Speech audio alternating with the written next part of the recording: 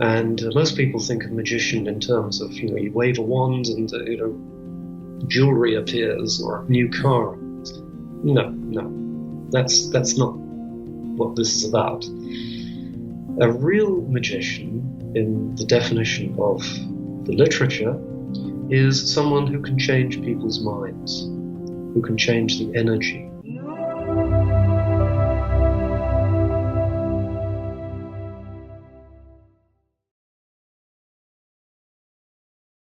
I'd like to welcome to the show Allan Hunter. How you doing, Allan?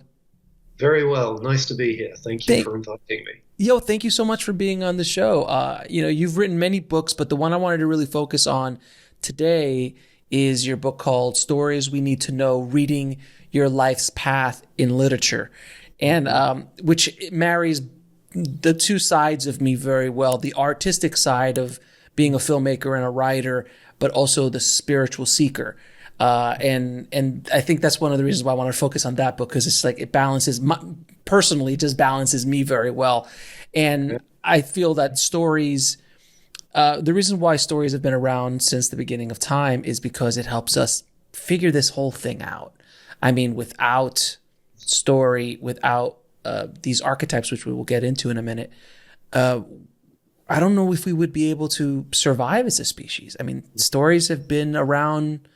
I mean, well, honestly, if you want to go really, really back, the story of like, hey guys, don't go down to the river because there's a tiger there and he's going to eat you. That's a story. Yeah. And if you don't understand that, you could go down to the river and get eaten. So stories have a really powerful effect on us as a species. But I wanted to ask you, why did you decide to kind of dive into this topic in your book? Well, I didn't so much decide to do it as it came up behind me and whacked me on the side of the head and wouldn't let me do anything else until I'd explored it. So, it wasn't so much me choosing as it choosing me, which actually most of my books have come that way. They've come along and said, write me. And I said, no, I want to do something else. You were refusing the call.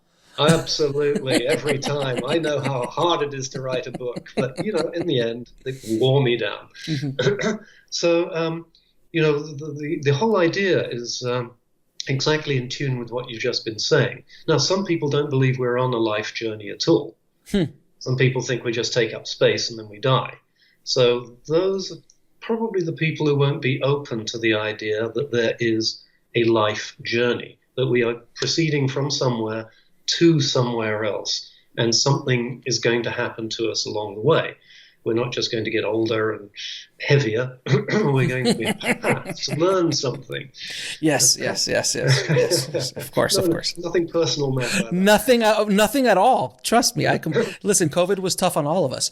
Yeah, good Lord. Still is. Still hasn't gone yet. Yes. So I spent most of my life, actually, even before I became an academic, reading books, because I reckon that books, stories, as you so beautifully put it in your example, stories are a way of asking us to think about the world. And so I began to think, okay, stories survive because they tell the readers something over time. And if a story doesn't feel relevant anymore, it gets lost. Nobody reads it. It's gone. Mm-hmm. So here we have all these stories floating around that I would tell my students to read, and they'd say, oh, it's so old. Oh, it can't possibly have anything to do with me. I'd say, okay, wait. It may have something to do with you. And here is the big point. And that is, if you look at Western literature, which is what I know, I don't really know Eastern literature as well. If you look at the whole of Western literature for the last 3,000 years, it will become apparent, that there are journeys aplenty. That in each case, the main character or main characters are invited to take a journey. There is the call, the Joseph Campbell-like call. And they can refuse, but mostly if the story goes anywhere, it's because they set off on this journey Fine. But if one looks a little closer, one sees that in every case, the characters go through 6 very specific stages of learning, life stages, I call them. I also call them archetypes because that seemed like a good way to look at them. Mm-hmm. They are mileposts of growth. And what became even more alarming to me as I read is that for 3,000 years, all of these 6 mileposts have been the same, in the same order, talking about the same thing, and they can't be skipped. And so I said to myself, this looks like it may be a deep structure of the psyche. This is the way we shape reality. Because, to us today, there are stories everywhere. You turn on the TV, there's a news story, there's a story that is your long-running favorite show. There are stories everywhere. If we go back about 3 or maybe 4,000 years, pre-Homer, stories were very specific. They were certainly teaching tales, don't do this, do that, but they were also, because they were teaching something, they were religious tales. So the people who were reciting them were saying, this is something essential about the world, and here is the story that we put it into.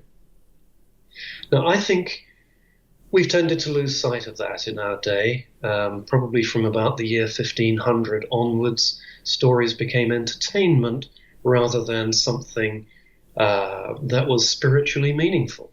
Mm-hmm. And before that time, things were pretty tough as well because, of course, religion came along and there were religious stories that were designed to supplant these older tales that people had been listening to and saying, yes, that's good, let's remember it. They'd been listening to it for 2,000 years before Christianity hit and supplanted just about everything. So what are these 6 stages? Well, they're remarkably coherent. They echo through all of major literature in the Western canon, as I say, and they are as follows. So there's the first stage, which is birth, or the innocent. So at the age, the very young age, one is innocent. You can take candy from a baby, as they say. Mm-hmm. And you can, because the baby just, you're candy, you're fine. So one is innocent. But what everybody knows who's been around a baby for more than about 5 minutes is that babies have 2 really, really powerful abilities. And that doesn't mean, pooping and eating. 2 powerful abilities. And one is to love. The baby doesn't love mother and mother doesn't love the baby. It's not going to be a survival situation. So there's love and there's trust. The baby has to trust that she is not going to be dropped, not going to be abandoned. And you think, well, that's not very good because it's a baby. Babies. And yet, as I work with my private counseling clients, I say, if you haven't got love and you haven't got trust and you don't know how to do that, you're not going to have much luck in mature relationships during the rest of your life. Mm-hmm. So the first lesson, as it were, that these stories put towards us is, okay, we have to learn how to love and trust or we're dead meat. Literally, we're dead meat. So that's the first archetype. But of course, being a baby doesn't last too long because after a while, I have grandkids, so I know all about the terrible 2s and the F and 3s. Oh, yeah. Yeah. And around that age, the child begins to say, all's not perfect. I'm not just going to eat what's in front of me. I want this. I want that. And this is a stage that, of course, carries on throughout the rest of life. But I call that stage, to begin with, I call it the discontented innocent who then becomes the orphan. Feels like an orphan. And actually, which of us hasn't felt like we don't belong? We've all felt we don't belong. And it's a feeling we have to get past. Otherwise, we wind up not belonging. Mm-hmm. So When this happens, imagine the hero of a story, the hero of a detective story. Let's say a detective story.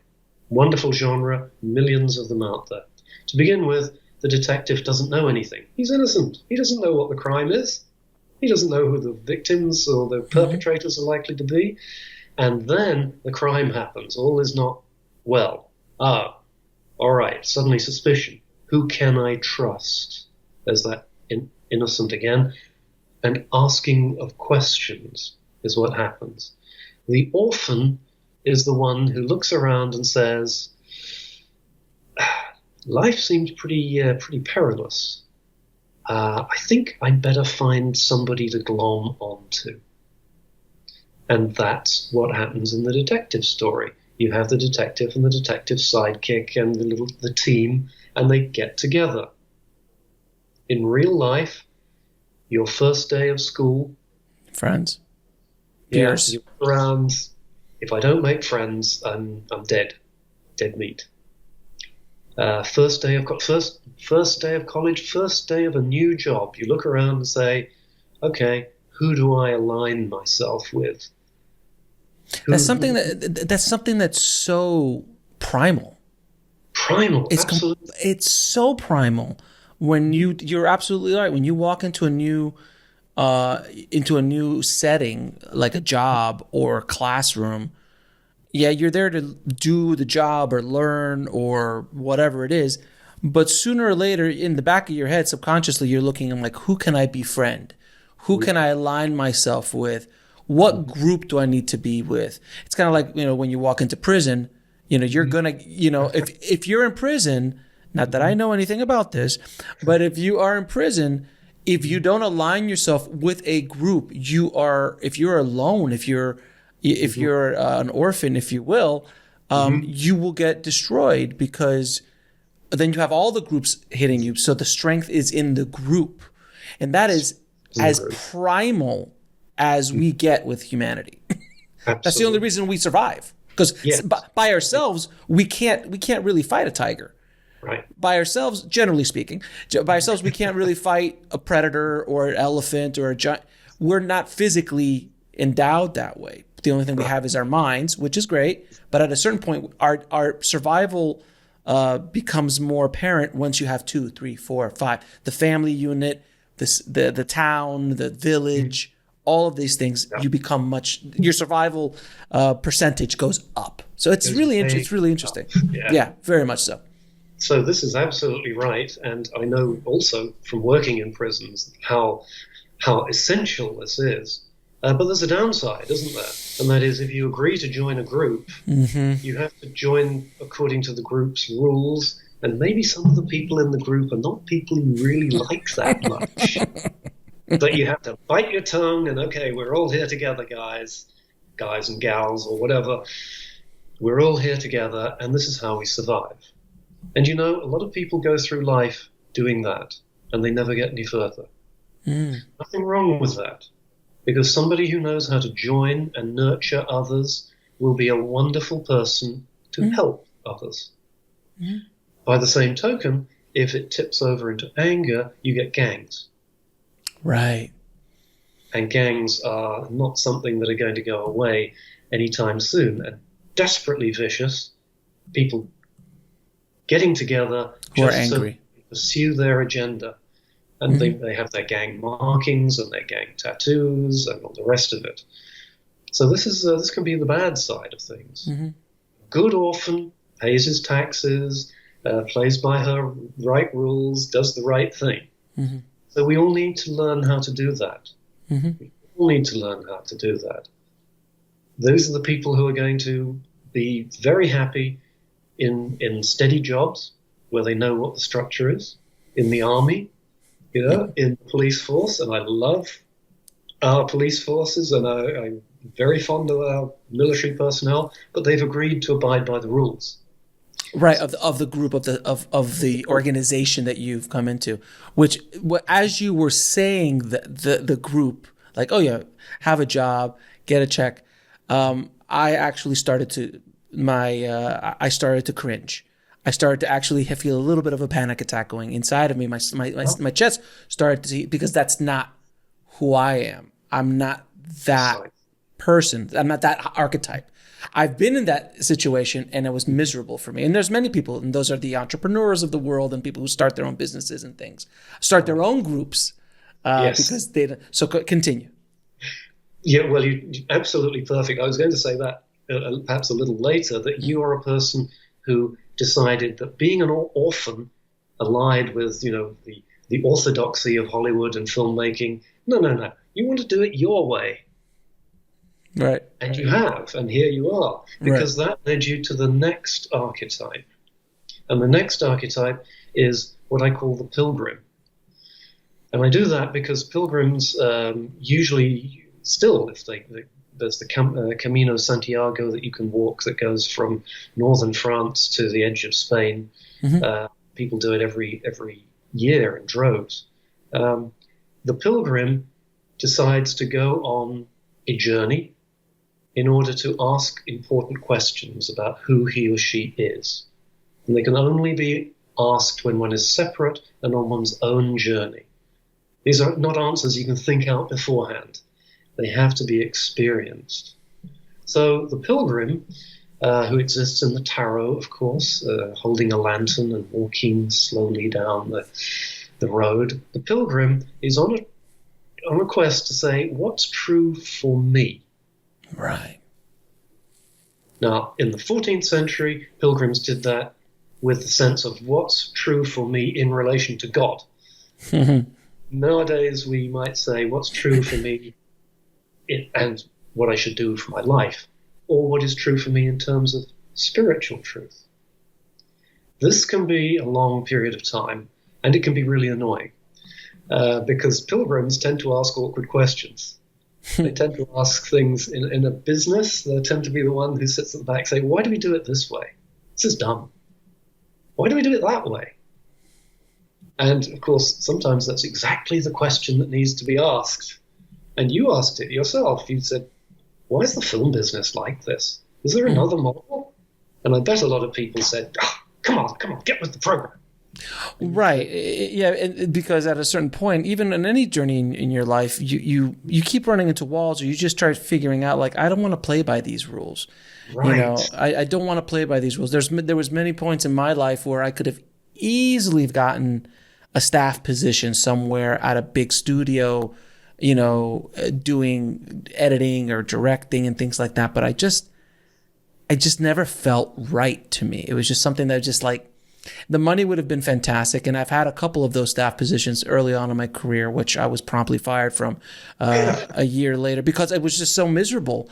Yeah. I wasn't evolved enough yet to realize how unhappy I was. So I would act out, or I would do something to get myself in trouble, to get myself kicked out, because one half of me is like, you're not going to turn this check away. But the other half of me, you're dying inside. So it was like this battle inside of me to leave that. But it is something that didn't make any sense. But then I have a good friend of mine who loves that staff position, having that check, having that quote unquote security, doesn't rock the boat, has a pension, he's set, he's good. I'm just not, I just can't be that person. And that's okay. Everyone's different. Everyone's different. I mean, you might say that person is a good orphan, a happy orphan. Oh, yeah. But that's not who you are. Yeah. And that's what happens in the great literature. Usually the character is faced with a problem, and what's the truth here? What's going on? And that's what sets the character apart. It's an invitation. We can all say, no, I want to toe the line, or we can say, I want to go deeper. Mm-hmm. So that's the pilgrim. Pilgrims personified perhaps in teenagers who know what they don't want, but they're not quite sure what they do want. Yes, they go backpacking across Europe. Yeah, and they hang out in hostels because they can, and their backs can handle those beds.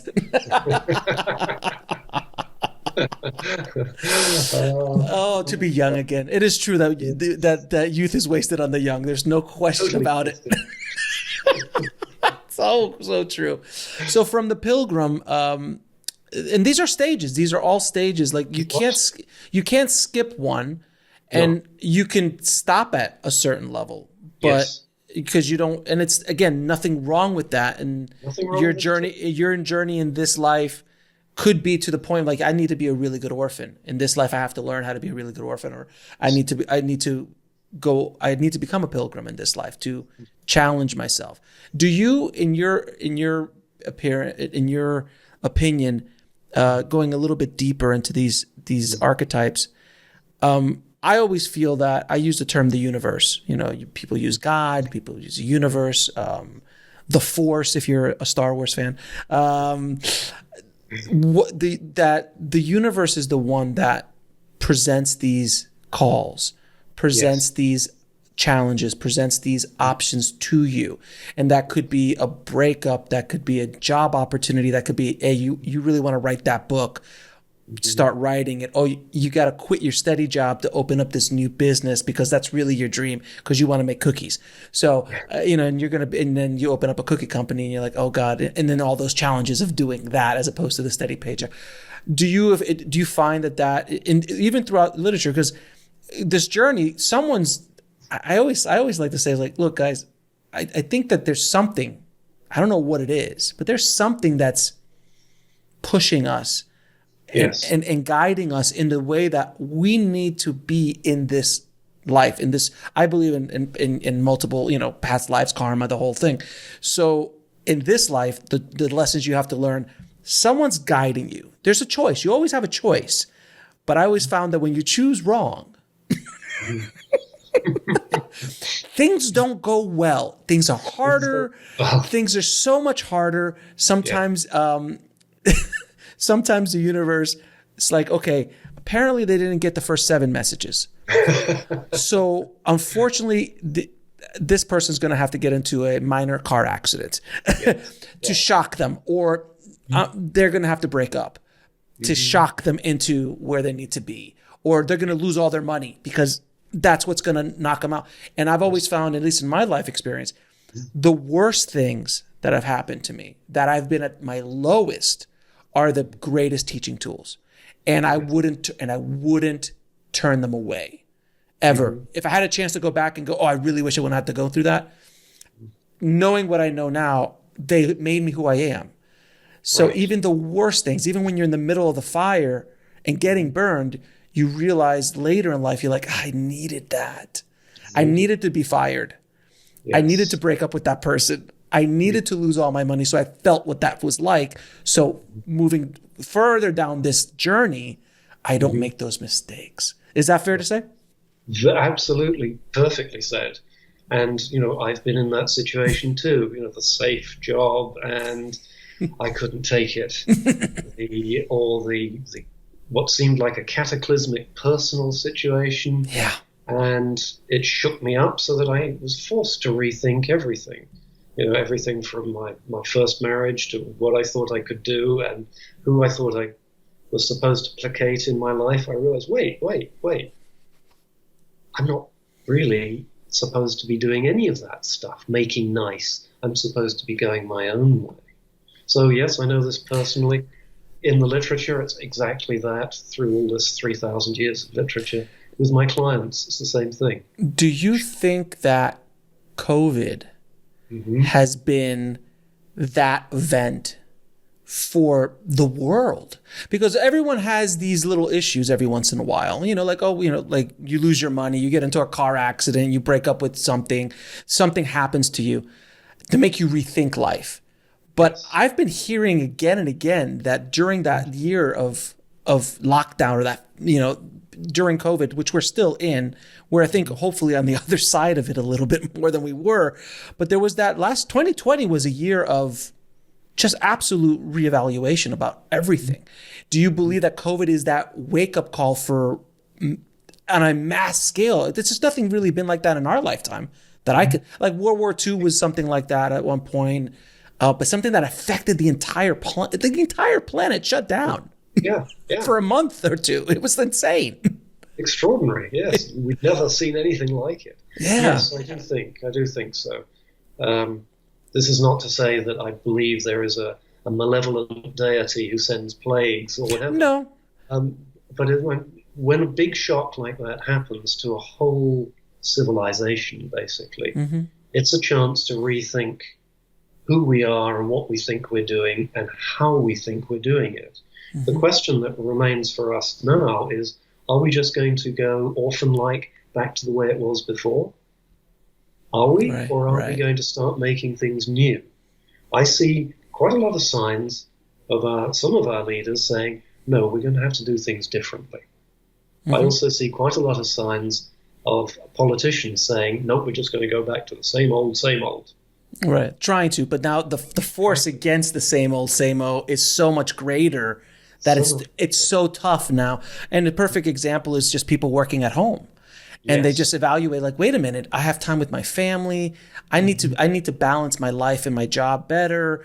I want to be able to have more control of my life experience. So I think it's almost like shedding a bunch of what was, I mean, for a certain part of the population who has the ability to work at home, but that's shedding a lot of the industrial age, 80s, 90s, early 2000s way of doing business even, where you have to get in a car, drive an hour, commute in traffic, work, drive an hour back, and then do all that. It's insanity. In my business, agents, movie star agents, talent agents, they would have to, in LA, get in a car, drive an hour for a 15 or 20 minute meeting, get back in the car, drive back to another. So they would get maybe 3 meetings done a day.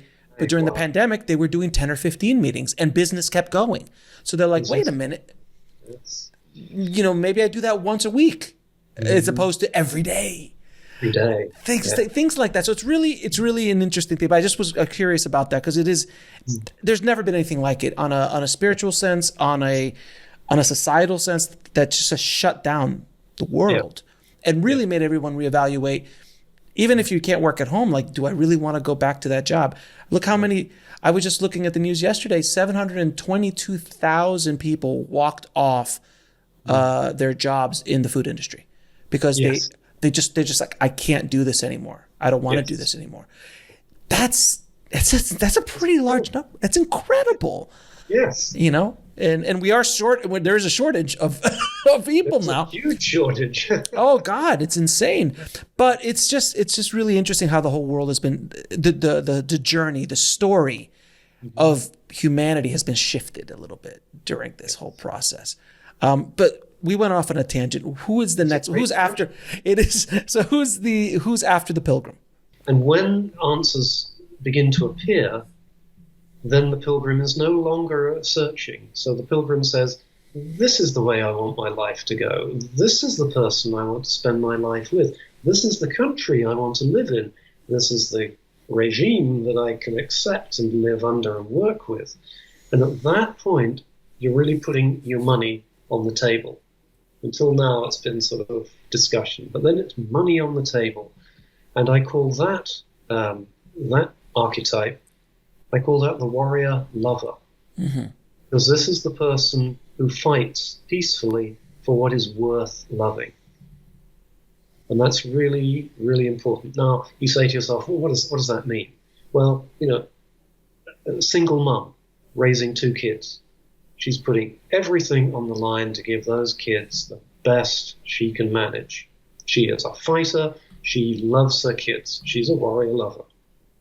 Somebody who is an environmentalist who says, I'm going to put all of my efforts and all of my personal feeling, all of my love into making the planet greener and safer, or you name it. That is a warrior lover. Very powerful place to be. If we look back into the literature, that's actually what happens with in Homer. That's what happens with Odysseus. He spends a lot of time bouncing around the Mediterranean, but at a certain point, when he thinks he's a hero, but actually he's lost. He's an orphan. At a certain point, he looks at Circe, who has enchanted him, and says, "I don't want this. I know what I want. I want to go home and do a good job there." And that's when he stops being a, quote, hero. And he wasn't a hero. He was a butcher. Odysseus was a butcher. I mean, and that's when he starts saying, okay, now I have to get home. How do I do it? How do I do that? So the warrior lover, So the warrior, the warrior lover is the one that once the searching is over. Yeah. And you always continue to search in some way, but the big search is over, where you're like, I know what I want now in life. I know what I want.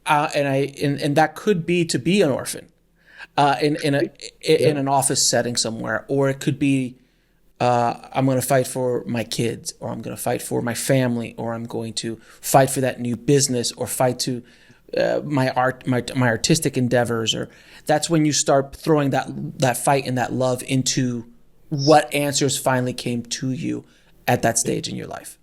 Absolutely. And you couldn't reach that stage if you hadn't learned about love and trust as an innocent, if you hadn't learned about what people are like and how to be a human amongst other humans as the orphan. And if you didn't do the awkward questioning where you say, I think we can do things better, which is what the pandemic has certainly moved us towards. So we have to learn all these lessons so we can use them to mobilize our full courage as warrior lovers. Now, that's all very well, but and I know that crusaders, warrior lovers, tend to burn out. They run out of steam. They say, I'm exhausted. I'm done.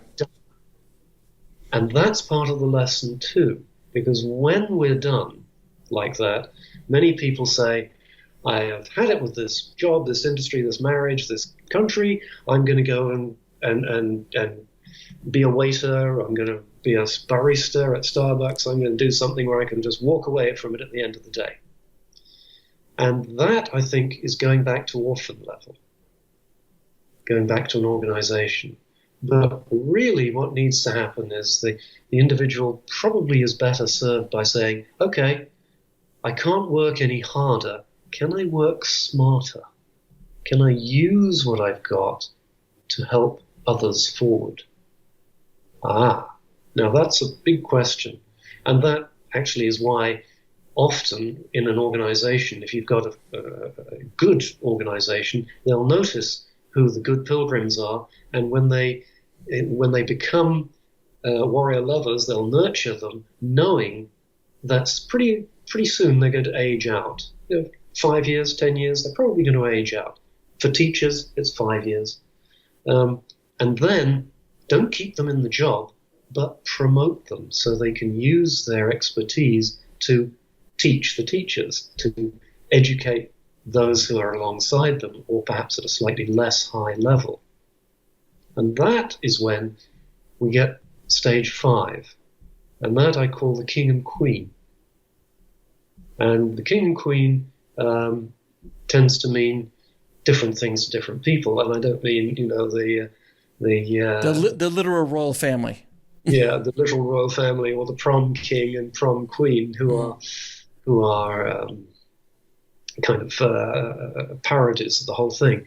It means each individual can access 2 parts of the self, and the parts of the self would be the stereotypically male part of the self, executive, bold, and potentially cold.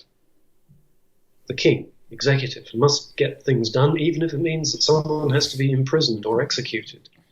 And stereotypically, the other half of us, each individual, is the queen, who is, as I say, stereotypically merciful, nurturing, more loving.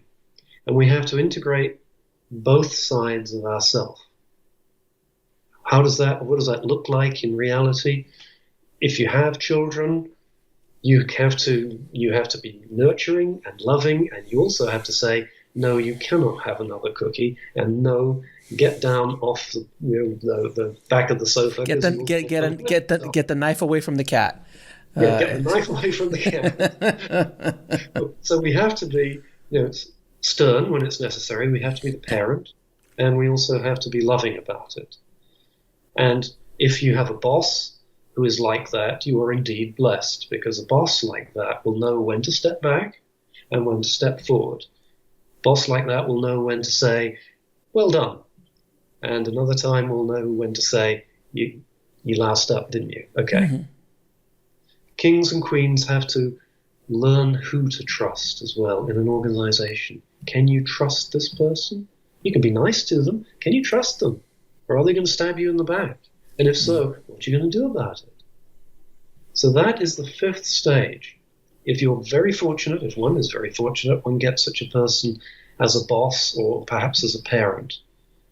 If one's unfortunate, one gets a boss who is all king and another boss who is all queen, and you don't know who. You can't make them happy. Mm-hmm. You can't make yourself happy. Now, in literature, this is usually the point where the hero has to give up hoping that the authorities will understand and take authority into his or her own hands and say, right, this is the way it's going to be. Again, in mystery and detective fiction, that happens all the time.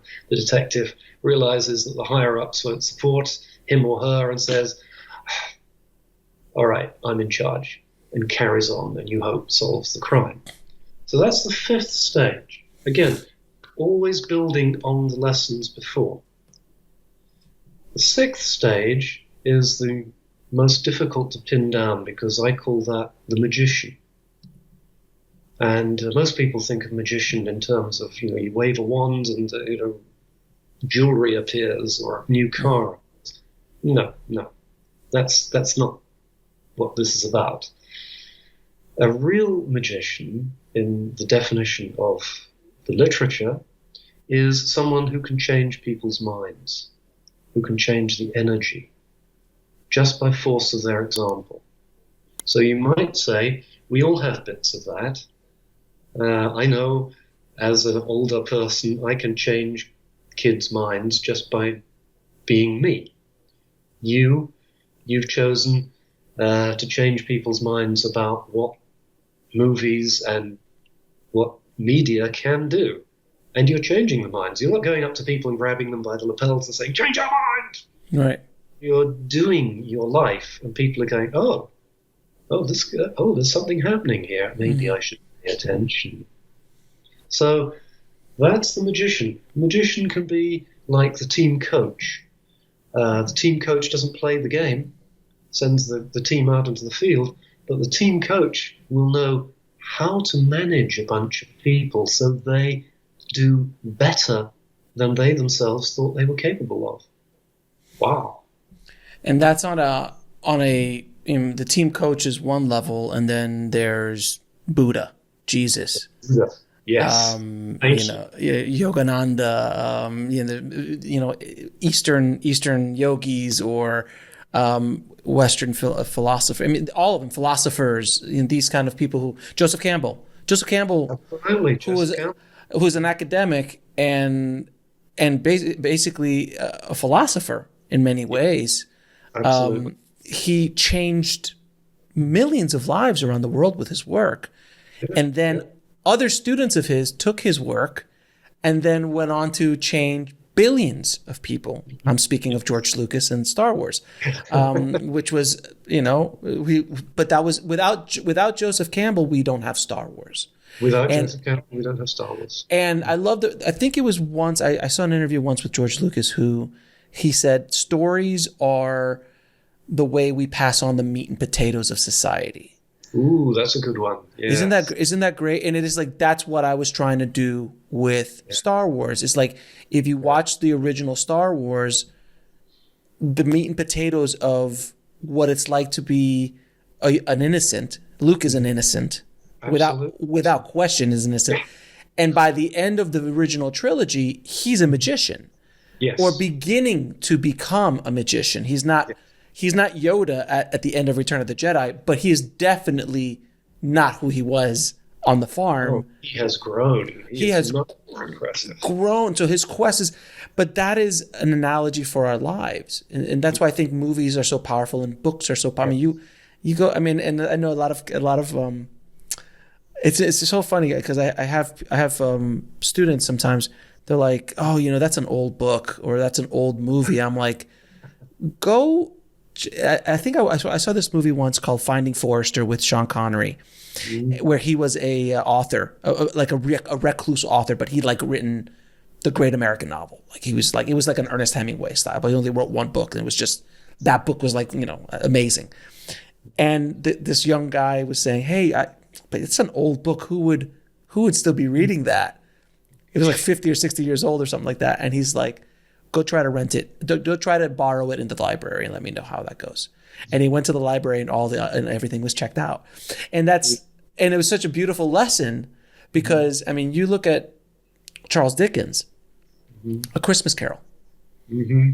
Just look at A Christmas Carol. The volumes of things that are lessons and lessons in that story about life, about your own journey, it's so deep, and it's still a story that plays even today. I mean, it keeps being told again. Told over and over again, and again, millions of times. It's been told. God, how many times it's been told in the course of throughout literature or in movies or in television shows or something like that. That's how powerful those stories are, and that it is. So anyone listening, don't knock older stories. Don't knock those older stories. Don't knock older movies. Don't knock older shows or anywhere you can get stories. I mean, the story of Siddhartha with Buddha. Oh yes, very important. That's a real 6 archetype story. Absolutely. I mean, geez. I mean, that is a remarkable story that's been around for a couple years. So finding me, I think the conversation that we've been talking about here is to find the meaning of why we're here. Yes, absolutely. That's the point of all of this, and that's why when a story hits you, either a movie or a book or someone sitting at a campfire telling you something, when they hit you, it's because you identify with something so powerfully. Yeah. I always love talking about the movie Shawshank Redemption. Yes. One of my favorite films, if not my favorite film of all time. And I always wondered, and I've asked the best screenwriters in Hollywood this question. I'm like, what is it? What's about? What is it about Shawshank Redemption, the worst title in the history of movies? What is it that is so beloved? Like, I mean, if you don't like Shawshank Redemption, you're dead inside. I'm sorry if anyone's listening out there. If you don't, there's something so magical, and it's like on the surface, it means it's about a prison in the 50s that has no connection to anything in the world that we, at surface level, that we have to deal with today. But for whatever reason, that story talks to millions of people, and it grew slowly, millions of people. I always thought it was like, well, Andy Dufresne literally is us because something bad happened to him that wasn't his fault. And then he spends his 20 years, which is essentially a lifetime, of being tortured for something he didn't do. So that, I feel like many of us feel that way when the universe is hitting us with things that happen to us, and then literally has to go through a mile of shit. Yeah. In that, spoiler alert, guys, when he breaks out, and he has to go through a mile of literal shit, and then gets reborn at the end of it. Beautiful, and he's literally being cleansed by the water, the rainstorm outside. He's literally the crap is being cleaned off of him, and then he's off in a magical paradise at the end. Mm-hmm. If that's not an analogy for what we'd like life to be, I don't know what is. I think that's one of the reasons why it connects with so many people around the world. Is that a fair statement? Absolutely. Yeah, it's a redemption, of course. It's a rebirth, and as you say, he has to go into the underworld, into the deep, nasty, shitty place before he can emerge and be cleansed. I mean, it's a real 6 archetype story. Yeah, and it doesn't have any transforming robots, doesn't have any dinosaurs in it. It is such a simple, well-told story, but it gives people hope when they watch a movie like that or read a story like that. So, again, going back to the spiritual side of this, I mean, we are when we're born into this world, we're just trying to figure it out. This is confusing as hell. I mean, existing in this world, in this life, it's not easy. It's not easy, and we're blessed. You and I are blessed. We have a lot of opportunities that many people in this world don't. But yet, no matter where you are in life, as far as where you were born into, or what country what group you were born into, whether that be family, country, village, society, that says a lot. Because if you're born a black man in the South in the 40s, this is rough. It's not good. Or you could be born a white man in the North in the 40s. Two different souls, two different experiences. Yes. And I feel that we're always grasping onto anything. Like you were saying, like you're looking around the room, who can I align myself with? I feel that we try to align ourselves with story. Yes. In many ways, to give us almost guideposts along the way. That's why Rocky is so beloved. I can watch Rocky a million times, and not many films from the 70s hold until now. And there's very few movies that came out in the 60s or 70s that a contemporary person can watch and just go, yeah, I completely get that. And even Rocky, with his age, you watch the first Rocky and you go, oh, because it's the underdog, and we all feel like the underdog. Underdog story, yes. So you hold on to those stories. I just love to hear your thoughts on the spiritual aspect of story in our journey, and what our journey says about our spiritual lives in general.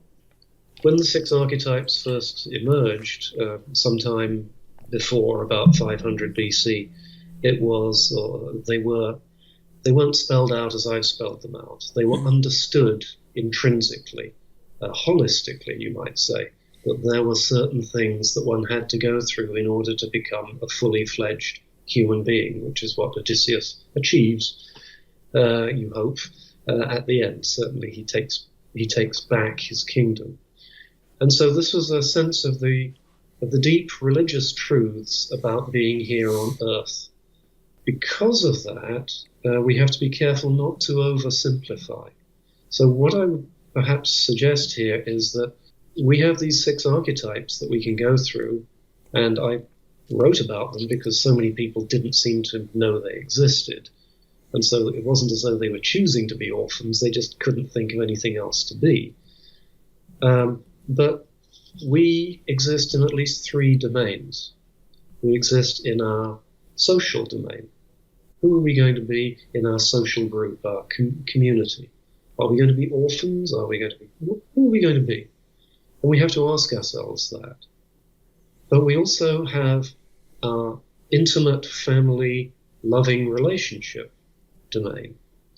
Are we going to be orphans in that? Are we going to just follow the rules, raise our kids according to what the book says? Or are we going to do something else? And then, of course, there is the professional realm. And this is where we get unbalanced. Because I know quite a few people who are absolute magicians in their professional realm. They're lawyers, a couple of them, and they're brilliant in the law court, and they can eviscerate a witness without any trouble at all. Absolute magicians. Persuade a jury, no trouble at all.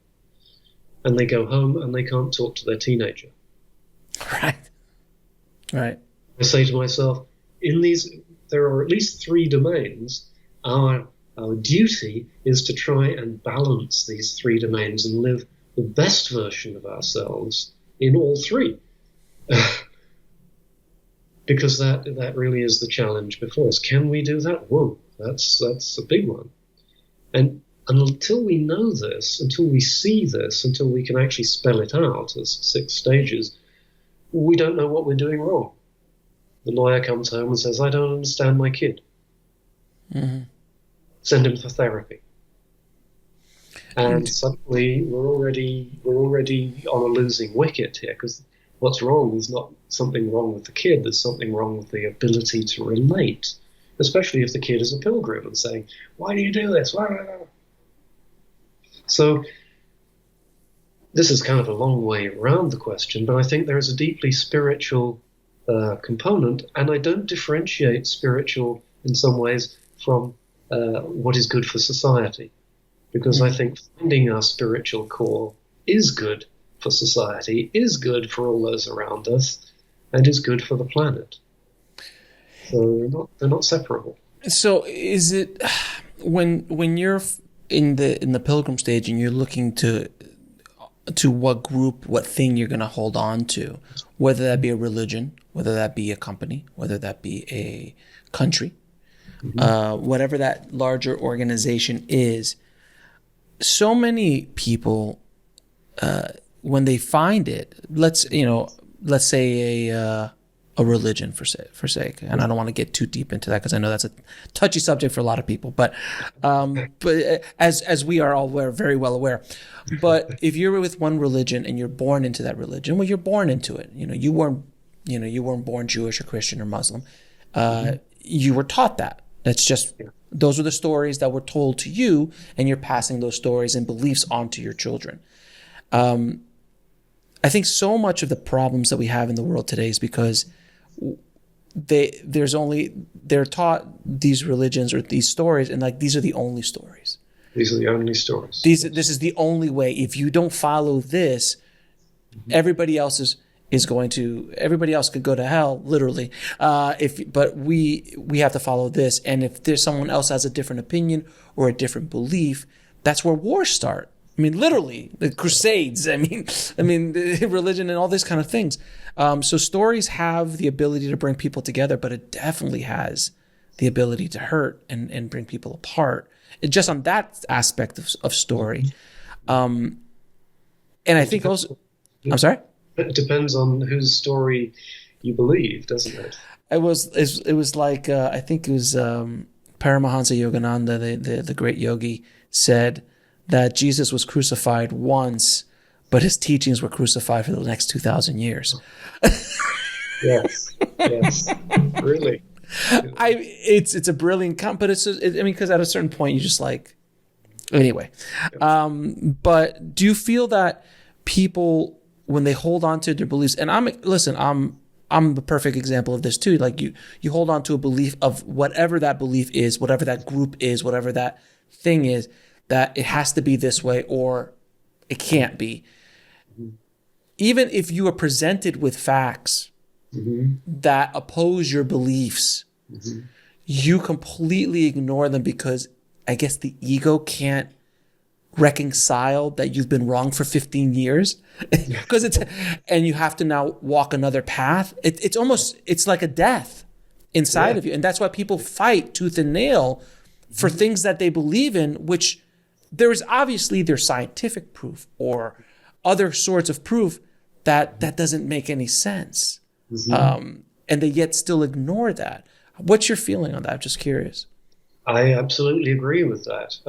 The trouble is, of course, that people attach to the story that they are fed, that they are asked to believe.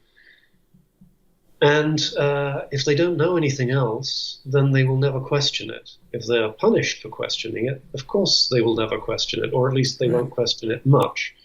And yet, what I see around me are major religions. There's Judaism, there's Christianity, there's Islam, and within those religions, there are all kinds of sects and breakaway where people are, for better or worse, and sometimes it's for worse, they're asking questions such as, really? Do we have to do that? That makes no sense. Do we have to live this way? That makes no sense. So it seems to me that any system of living that is worth holding on to is going to be open to questions and available to entertain those questions and perhaps entertain doubts. I've always thought doubts were a very good thing. I'm sure in many religious settings and particularly in cults, doubts are what will get you thrown out on your ear. But that is, cults are, of course, things that tend to demand total devotion and self-abnegation in the name of the Godhead. Well, that's fine. That's fine if that is what floats somebody's boat, but not to ask questions? That's where the pilgrim comes in. Right, and I think to ask questions in life is part of living. If you can't ask questions about things that you don't know or have questions about, then how can you evolve? Precisely. I mean, there's no progress. There's no progress without questions. And I think that on a spiritual standpoint, on a physical standpoint, on a group, friends, like the question of like, I don't want to be with this person anymore. I think this is not working for me. That's a question. Why am I with her? Why am I with him?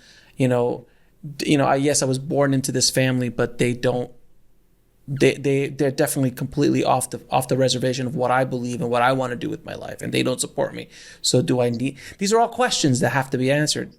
Yes, and it's wonderful because when I look at that, what I think of is this, and that is, look at the huge amount of effort that has gone into stopping people asking questions. Burning of books, turning off the internet.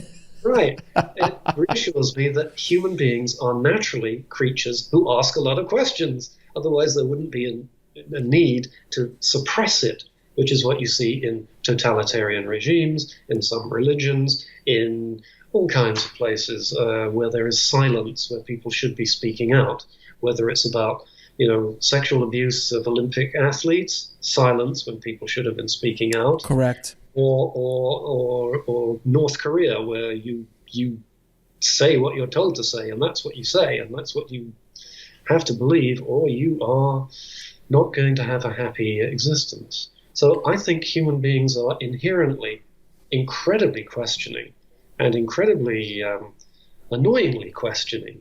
You can see this in little kids who will ask, why? Why do I have to do that? Why?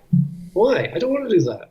And you think, okay, we want to nurture the questioner, but also make sure we have a certain level of safety and decency and all the rest of it. And also in business, it's the pilgrim who keeps asking, why can't I have a computer in my my phone, a phone that's also a computer in my pocket, or why can't I have a laptop, or why can't I have a car?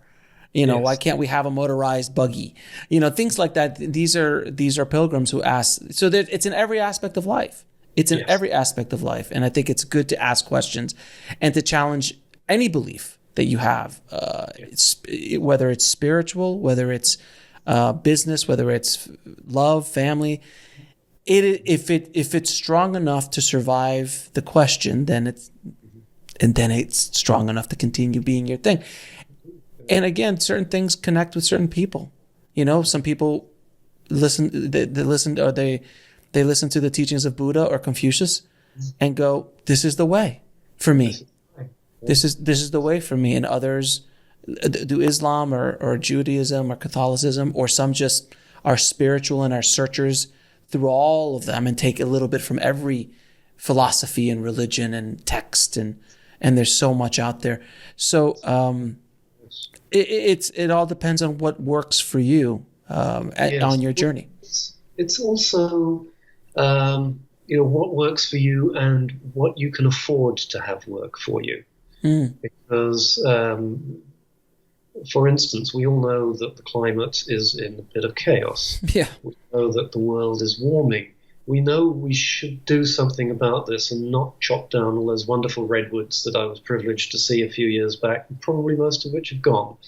We should not be doing that. And yet we're enthralled to our luxuries, our lifestyle, our way of being, the fact that the economy has to go a certain way. So for some people, it's a question of what they can, how much truth can they afford. This was not the case 3,000 years ago, but it's becoming more and more urgently the case for us now, which is why I think the 6 archetypes are a very important thing to consider, because otherwise we'll just say, well, it's the way it is, chop down those trees. You also, in your book, used a statement called soul starvation. What is that? What is the definition of soul starvation? Well, soul starvation is when one is usually stuck at a level, usually orphan. That's where we get stuck most often. That's where we retreat to. And when we're there, we're not getting anything that nourishes us. I like to say there's plenty of good nourishing soul food out there. Mm-hmm. Don't know where to look for it. And soul starvation can be cured by reading these stories, looking at the philosophers as you've just enumerated, and beginning to think again, what is it that my soul needs in order to thrive? Not just survive, but to thrive. And what it needs is a sense of, I am moving forward and learning something and mobilizing all of what I am in order to serve the world better. We can all turn on yet another piece of junk TV. We can all read just another pulp fiction. Well, the pulp fiction was a good story, but we can pulp novel. We can go and watch stuff that is the same old, same old. At some level, though, we know that these are empty calories, that we're not getting anything from them. Right, exactly. Now, I'm going to ask you a couple questions I like to ask my guests. What is your mission in this life? Oh, well, I think I'm doing part of it right now, actually, thanks to you. My mission is to take these stories, which have these 6 archetypes in them, and bring them to people. And this is what I did as a college teacher, bring them to people so that they can begin to examine their own lives and become unstuck. I do this in some of my classes with the writing of memoir. I also counsel people. And within counseling, the 6 archetypes has been very helpful to people who say, where am I? What am I doing? Where am I going? And I say, well, let's think about this. Here's a possible template. It might not be the be-all and the end-all, but it might be worth thinking about. So my role, if I can dignify what I do with that word, is to try and bring this gently to people's attention and say, there's a wealth of knowledge out there if we choose it. And if we don't choose it, we'll suffer from soul starvation. I think that's one of the causes of the pains that we have in this world is soul starvation, I think. I'm absolutely convinced of it. Otherwise, we could not believe the rubbish that we tend to glom onto, like I must have a bigger car, a fancier house, or I must.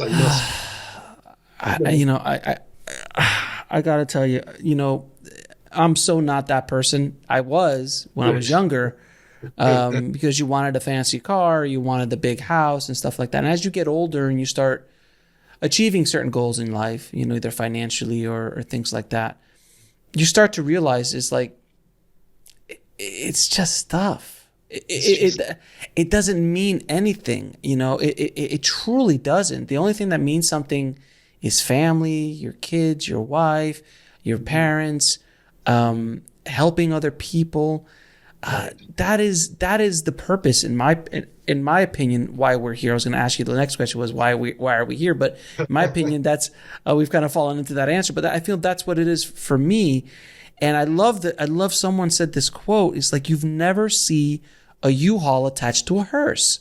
Right. And it's so brilliantly, this is such a brilliant statement. It's just like, but it's so true. Like, I mean, you could be the richest human being on the planet, and at the end, it means, what did you do with it?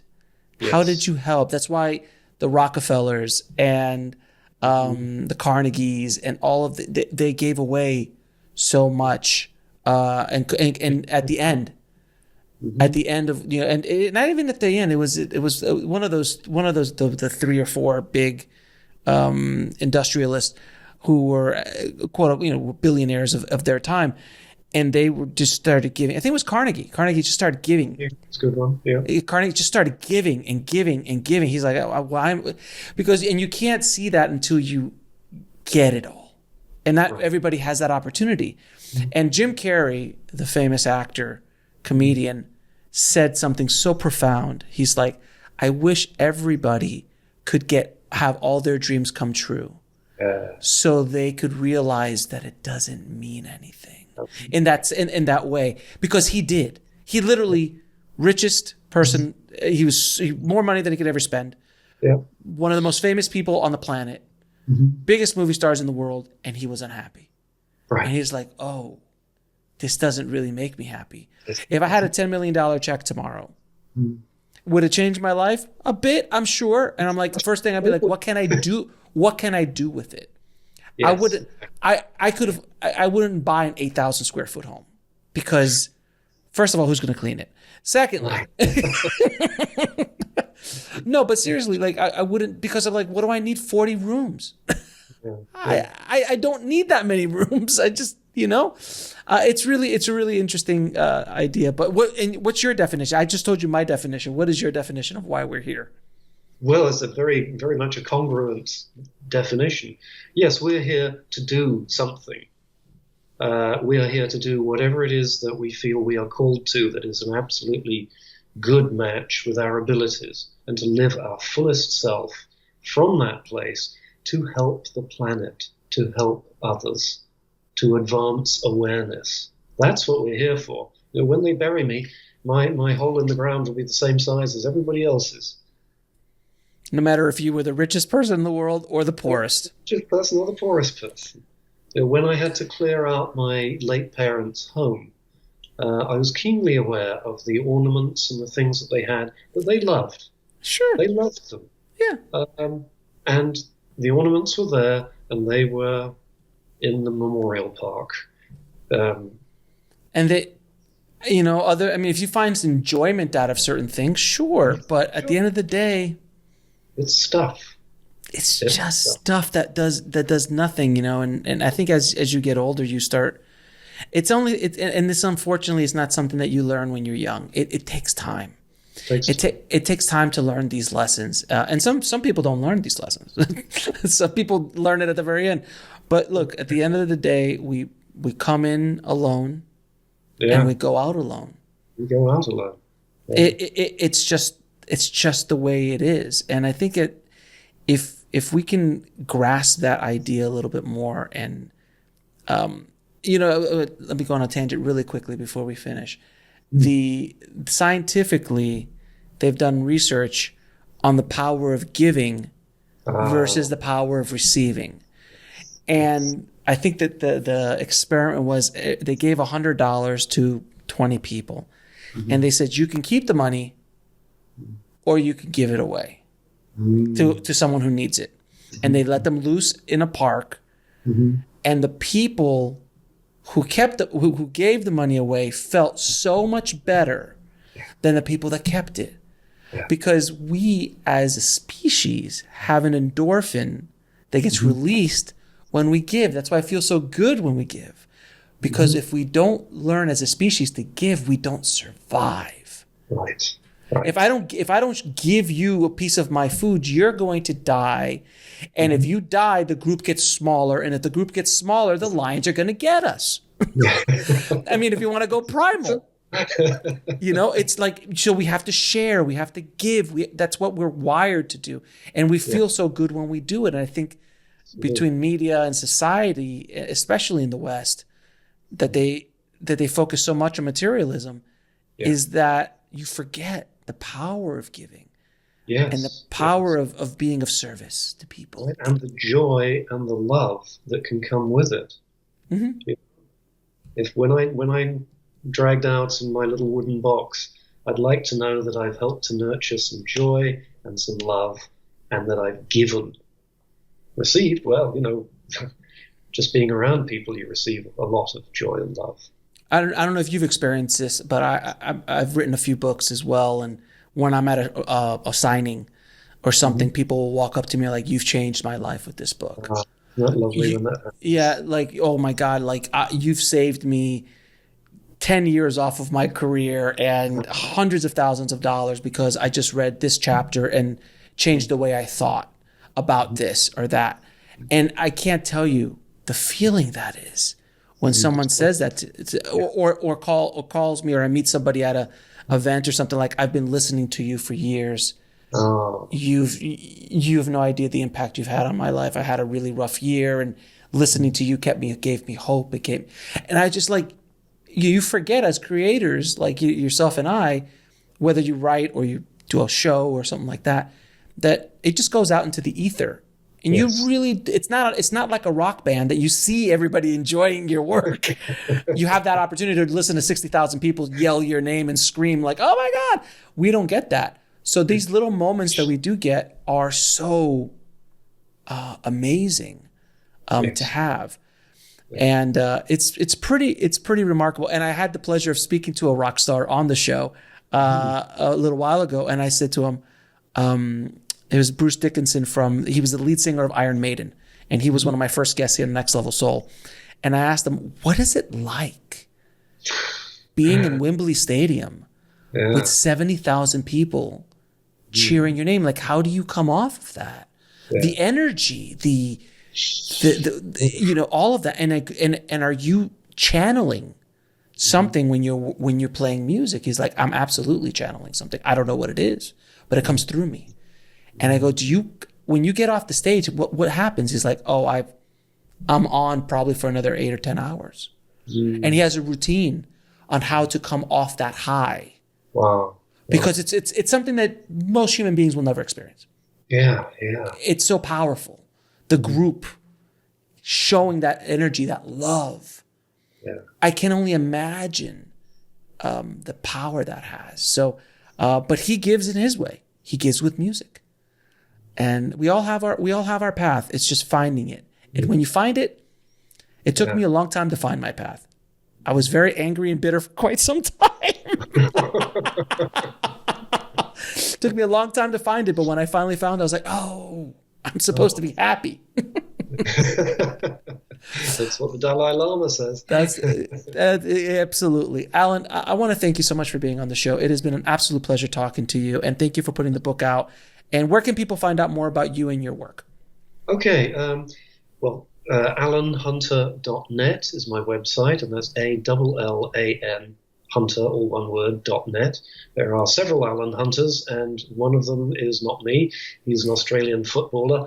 You don't probably want to go to see his site, although it's very exciting. So that's where people can find me most easily. There's a contact form, so you can contact me that way. Details of all my books, 12 to date. So that's where I'm most easily found. And Alex, I have to say thank you so much. I feel this is wonderful because I feel we know exactly what this is all about, and I appreciate that. Get it. So that's just a marvelous feeling. Thank you for inviting me. Thank you so much. And I also have a footballer named Alex Ferrari, so he comes up on the search as well. So I feel also a Brazilian rapper with my name as well. So I fought very hard for that Google search. Allan, a pleasure, my friend. Thank you again so much. A great pleasure, Alex. Thanks for watching. Click on one of the videos below to continue your journey, and don't forget to subscribe.